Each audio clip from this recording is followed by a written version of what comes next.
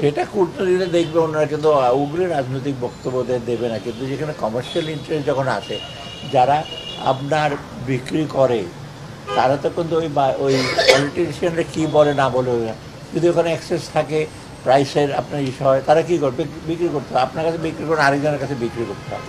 অতএব এটা আমার মনে হয় হ্যাঁ কিছুটা তারা বলে দেবো না, তখন তারা ওদিকে ব্যবসায়ীরা তখন প্রোটেস্ট করবে যে আমরা কোথায় যাবো। ভারতে আমরা চাল উৎপন্ন হয়, যখন এক্সেস থাকে, পেঁয়াজ উৎপন্ন হয়, সেটা তো কোথায় বিক্রি করবে, ফেলে দেবে না।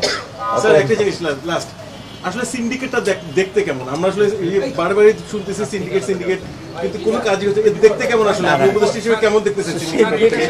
বাজারে কিন্তু 5 লিটারের তেল সেটা এটা তো এটা একটু প্রবলেম, সয়াবিনের দাম অনেক বেড়ে গেছে ভাই। আর আপনার সিন্ডিকেটটা এক বাক্যে আমি বলবো, সিন্ডিকেট ধরার পথে সিন্ডিকেটের কতগুলো ক্যারেক্টারিস্টিক, সিন্ডিকেটের কতগুলো, প্রথমত সিন্ডিকেট যারা সাপ্লাই আনে বা করে তারা তো ওরা কন্ট্রোল করতে চেষ্টা করে এবং বিভিন্ন ডিস্ট্রিবিউটর দেয়, এই কন্ট্রোলটা এক ধরনের সিন্ডিকেট সবাই।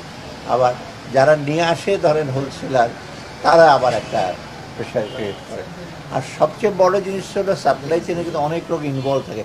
ধরুন আপনার এই ভেজিটেবল মার্কেট আছে, ধরেন কংসনগর একটা আছে, বা ধরেন আপনার মস্তানঘর থেকে একটা জিনিস আসবে, আস্তে আস্তে বহুগুলো হ্যান্ড হয়ে আসে। বগুড়া যখন যায় ট্রাক ড্রাইভারের কাছ থেকে কিছু দিতে হয়, আরেকটু আসে, তো কিছু কিছু মিডল ম্যানের দরকার আছে, সার্ভিস দেয়, লোড করবে আনলোড করবে। কিন্তু আর কিছু কিছু আছে যারা এক্সপোর্ট, ওরা সিম্পলি চাঁদাবাজ, ওরা কিচ্ছু করে না, কোনো সার্ভিস দেয় না, সেইটাই হলো একটা সিন্ডিকেট চেনের মধ্যে। না একেবারে যে স্থিতিশীল না সেটা আমি এগ্রি করি না, জিনিসপত্র কমছে কিছুটা। এখন আমরা যেটা আবারও আজকে করেছি, এসেনশিয়াল যেগুলো কমোডিটি, যেমন চাল আমদানি করার ব্যাপারে আমরা সিদ্ধান্ত নিয়েছি, মসুর ডাল, তারপরে আপনার এই দুটোরও খাদ্যদ্রব্য, এর আগে তো আমরা আরেক দিয়েছি। আর ভবিষ্যতের জন্য আমরা অলরেডি কথা বলেছি যে সয়াবিন অয়েলের প্রাইস বেড়ে গেছে, সেটা কীভাবে করা যায়, অলরেডি ইম্পোর্ট করছি।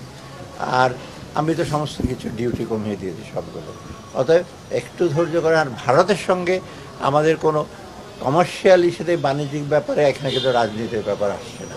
আজকে আমরা যেটা করছি, ইভেন ভারত থেকে চাল আমদানি করবে কি না করবে এগুলো আমাদের প্রশ্ন না। যারা আমরা কম্পিটিটিভ প্রাইসে দেবে, দ্রুত দেবে এবং কোয়ালিটি, এটা দিলে আমরা ভারত বা অন্য কান্ট্রি হিসেবে করতে পারি। সেটা বিভিন্ন দেশ, শুধু ভারত না, মায়ানমারের সাথে কথা বলছি, ভিয়েতনামের সাথে কথা বলবো, এইগুলোর ব্যাপারে আমরা রাজনীতিতে প্রবেশ করবে না। আর দ্বিতীয়ত আমরা কয়েকটা ইম্পর্টেন্ট প্রজেক্ট আছে, বিশেষ সাইক্লোন শেল্টার, যেমন যেখানে সুনামগঞ্জ, আপনাদের কুড়িগ্রাম বন্যার, এগুলোর ব্যাপারে আজকে বেশ বড় আমরা কতগুলো অ্যাপ্রুভ করেছি।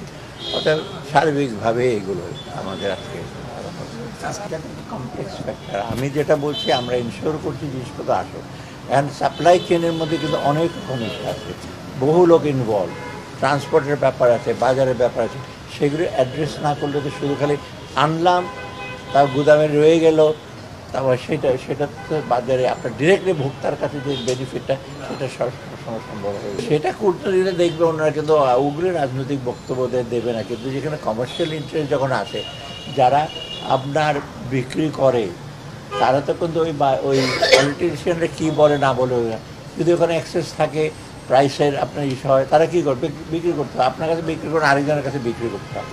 অতএব এটা আমার মনে হয় হ্যাঁ কিছুটা তারা বলে দেবো না, তখন তারা ওদিকে ব্যবসায়ীরা তখন প্রোটেস্ট করবে যে আমরা কোথায় যাবো। ভারতে আমরা চাল উৎপন্ন হয়, যখন এক্সেস থাকে, পেঁয়াজ উৎপন্ন হয়, সেটা তো কোথায় বিক্রি করবে। এটা তো এটা একটু প্রবলেম, সয়াবিনের দাম অনেক বেড়ে গেছে ভাই। আর আপনার সিন্ডিকেটটা এক বাক্যে আমি বলবো, সিন্ডিকেট ধরার পথে সিন্ডিকেটের কতগুলো ক্যারেক্টারিস্টিক, সিন্ডিকেটের কতগুলো, প্রথমত সিন্ডিকেট যারা সাপ্লাই আনে বা করে তারা তো ওরা কন্ট্রোল করতে চেষ্টা করে এবং বিভিন্ন ডিস্ট্রিবিউটর দেয়, এই কন্ট্রোলটা এক ধরনের সিন্ডিকেট সবাই। আবার যারা নিয়ে আসে ধরেন হোলসেলার, তারা আবার একটা প্রেশার ক্রিয়েট করে। আর সবচেয়ে বড় জিনিস হলো সাপ্লাই চেনে কিন্তু অনেক লোক ইনভলভ থাকে। ধরুন আপনার এই ভেজিটেবল মার্কেট আছে, ধরেন কংসনগর একটা আছে, বা ধরেন আপনার মস্তানঘর থেকে একটা জিনিস আসবে, আস্তে আস্তে বহুগুলো হ্যান্ড হয়ে আসে।